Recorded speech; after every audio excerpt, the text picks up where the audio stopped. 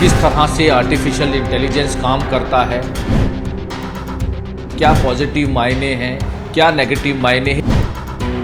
Artificial intelligence के basically तीन segments हैं। Normal intelligence, artificial general intelligence AGI, artificial super intelligence बोलते हैं, which will be much beyond a human brain also. आज के समय में आर्टिफिशियल इंटेलिजेंस बहुत ज्यादा देखने को मिल रहा है। किस तरह से आर्टिफिशियल इंटेलिजेंस काम करता है, आखिर इसके क्या पॉजिटिव मायने हैं, क्या नेगेटिव मायने हैं, जानने की कोशिश की और बहुत सारी चीजें इसमें निकल कर सामने आ रही है। हमारे साथ आज कर्नल डॉक्टर राजेश जसियाल जी जुड़ेंगे, जो कि आर्टिफिशियल इंटेलिजेंस के एक्सपर्ट हैं, एजुकेशन एक्सपर्ट्स हैं। उनसे जानने की कोशिश करेंगे कि आखिर में आर्टिफिशियल इंटेलिजेंस है क्या चीज, किस तरह से ये काम करता है। सर, सबसे पहले तो बहुत बहुत स्वागत न्यूज 18 पर। Thank you Manoj. सर, क्योंकि आर्टिफिशियल इंटेलिजेंस का बार बार नाम आता है कि आर्टिफिशियल इंटेलिजेंस है क्या, ये काम किस तरह से करता है, किस तरह से देखते हैं। आर्टिफिशियल इंटेलिजेंस एक कंप्यूटर के थ्रू सिस्टम डेवलप किया गया है जो कि अपने आप सोचने की कैपेबिलिटी रखता है। जैसे हमारा ह्यूमन ब्रेन तकरीबन 3 ट्रिलियन न्यूरॉन्स से बना हुआ है और वो न्यूरॉन्स एक दूसरे के साथ जब इंटरेक्ट करते हैं तो उससे हमें सोचने की शक्ति आती है। इसी तरह आर्टिफिशियल इंटेलिजेंस में काफी चिप्स को मिला के उनको जब इंटीग्रेट किया जाता है तो वो कुछ ऐसी कैपेबिलिटी पैदा करते हैं जिससे वो अपने आप कुछ डिसीजंस ले सकें। वो बेसिकली आर्टिफिशियल इंटेलिजेंस है। अभी आर्टिफिशियल इंटेलिजेंस के बेसिकली 3 सेगमेंट्स हैं। जो अभी तक हम जानते थे वो था आर्टिफिशियल नॉर्मल इंटेलिजेंस, वो ह्यूमन से काफी नीचे था। ह्यूमन बीइंग से उनकी जो कैपेबिलिटी थी काफी नीचे थी। अभी we are reaching the second stage, जिसको बोलते हैं आर्टिफिशियल जनरल इंटेलिजेंस AGI।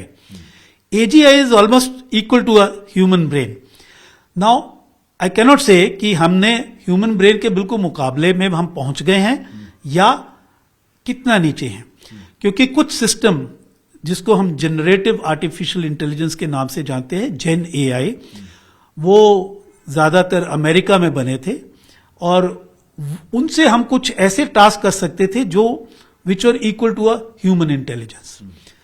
अभी इसकी तीसरी स्टेज और भी ऊपर है जिसको आर्टिफिशियल सुपर इंटेलिजेंस बोलते हैं, which will be much beyond a human brain also. वो अभी स्टेज पहुंची नहीं है। At the moment the scientist और the developers are struggling at AGI। Sir, जैसे आपने बताया कि 3 स्टेज, हालांकि अभी आर्टिफिशियल जनरल इंटेलिजेंस चल रहा है। चाइना का जो डीप सीक है उसको किस तरह से देखते हैं और वो क्या खतरा भारत के लिए हो सकता है, क्योंकि काफी कह सकते हैं कि एडवांस कई चीजें जैसे आपने बताया, और चाइना का जो डीप सीक है वो कहीं ना कहीं खतरा बन सकता है। मैं इसको 2 पहलुओं से सोचता हूं। देखिए, डीप सीक एक तरह से चाइना ने जो इंट्रोड्यूस किया है, उन्होंने अमेरिकन सुप्रीमेसी को चैलेंज किया है।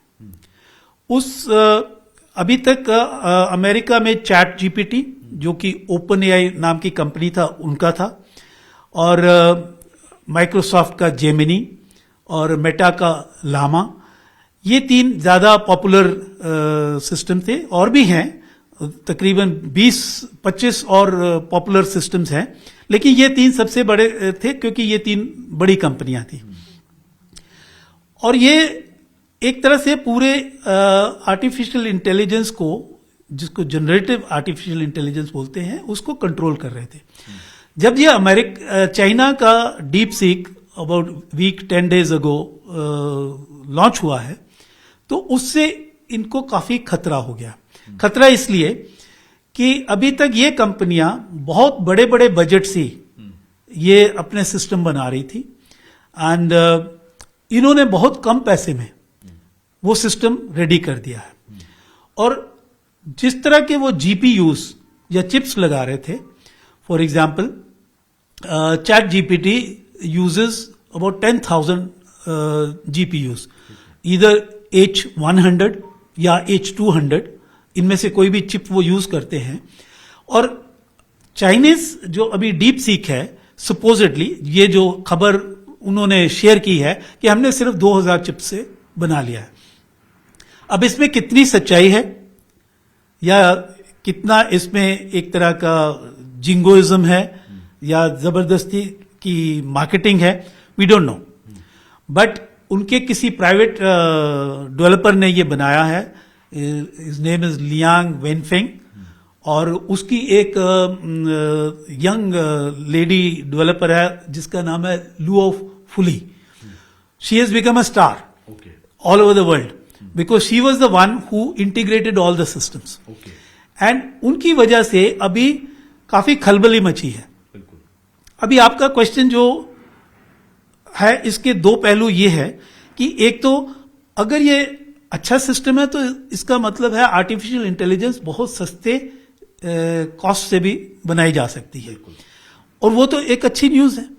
क्योंकि जैसे अगर कार की सिर्फ 3 कंपनियां होती और अमेरिकन होती तो आज कार के प्राइसेस कितने ज्यादा होते, बहुत ज्यादा कॉस्टली होते हैं, क्योंकि लिमिटेड है। क्योंकि अभी कार की कंपनियां पूरे यूरोप में है, एशिया में है, अमेरिका में है, तो कार की कॉस्ट कम आ गई।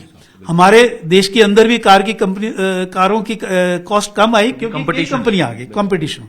सो इस तरह ही एआई की अंदर अगर कंपटीशन आ जाएगा तो ये एक अच्छी चीज है और इसके फायदे पूरे ह्यूमैनिटी को मिलेंगे।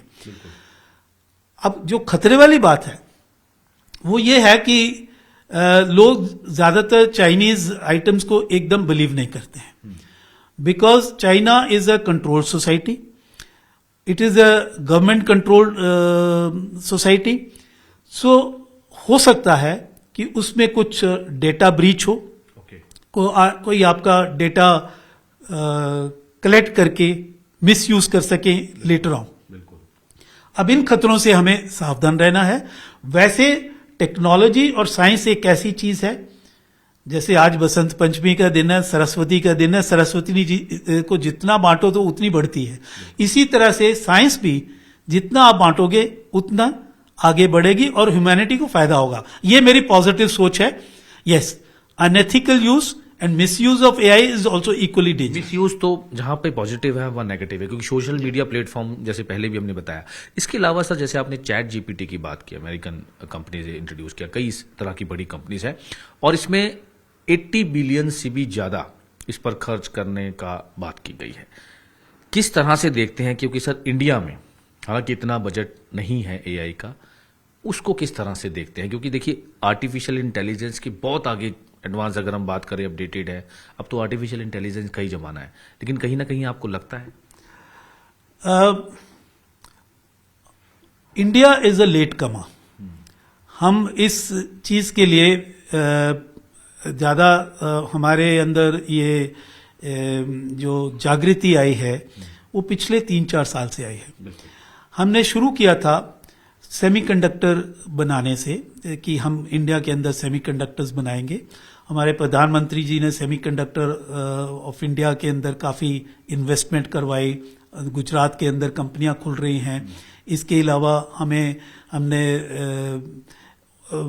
जो ताइवान की कंपनी है उसको इनवाइट किया हुआ है कि आके हमारे देश में सेमीकंडक्टर्स बनाओ। एआई के लिए अभी एक इंडिया एआई मिशन लॉन्च हुआ है जो ministry of electronics and information technology के नीचे है। हमारे मंत्री अश्विनी वैष्णव जी बड़े ज्ञानी आदमी हैं, very knowledgeable person and a very forward looking person. He is personally monitoring this. तो जो आंकड़े मेरे पास मीडिया के थ्रू हम पढ़ते हैं कि अभी हमने 2000 करोड़ रुपया इसके लिए सैंक्शन किया हुआ है। कल हमारे फाइनेंस मिनिस्टर ने भी 500 करोड़ और ज्यादा उसके लिए सैंक्शन किया है। तो हमारे लिए ये एक स्टार्टिंग स्टेप है, लेकिन उनकी जो स्टेटमेंट आई थी अश्विनी वैष्णव जी की, 6-8 महीने में हमारा भी एक लार्ज लैंग्वेज मॉडल रेडी हो जाएगा। यानी कि एक तो ये अच्छी बात है। हाँ, ये एक अच्छी बात है। और इसके लिए 10 यंग स्टार्टअप कंपनीज को शॉर्टलिस्ट किया गया है। उनके नाम अभी पब्लिक में शेयर नहीं हुए हैं, लेकिन ये कंपनियां गवर्नमेंट के साथ मिलके एक पीपीपी मॉडल के ऊपर इन हमारे अपने आर्टिफिशियल इंटेलिजेंस को डेवलप कर रही हैं। बिल्कुल, ये बहुत ही अहम जानकारी है। हालांकि इंडिया भी लगातार इस पर काम कर रहा है, लेकिन जिस तरह से चाइना का सर ने बताया, डीप सीक जो इंट्रोड्यूस किया गया है, जिसने बताया कि किस तरह से कम बजट में बहुत सारी चीजें आर्टिफिशियल इंटेलिजेंस में दिखाई जा रही हैं। उसके साथ साथ अगर चैट जीपीटी की बात करें तो उसमें भी काफी बड़ी कंपनियां जो हैं वो कई चीजें इंट्रोड्यूस कर चुकी हैं। हालांकि भारत में लगातार आर्टिफिशियल इंटेलिजेंस को लेकर काम किया जा रहा है, जैसे सर ने बताया, लेकिन इसकी कई चीजें हैं, पॉजिटिव भी है, नेगेटिव भी है। लेकिन पॉजिटिव चीजों की अगर हम बात करें तो बहुत ऐसी चीजें हैं जिसको लेकर ह्यूमन ब्रेन या फिर कई टेक्नोलॉजीज की अगर हम बात करें, हर चीज आर्टिफिशियल इंटेलिजेंस को लेकर काम किया जाए और हर जगह, चाहे वो स्कूल्स हो, कॉलेजेस हो, यूनिवर्सिटीज हो, उस पर आर्टिफिशियल इंटेलिजेंस को लेकर लगातार एजुकेशन भी दी जा रही है, स्टूडेंट्स को अवेयर किया जाता है, लोगों को जो है अवेयर किया जा रहा है। तो निगर से कैमरामैन संदीप कुमार के साथ मनोज राठी, न्यूज़ 18 पंजाब।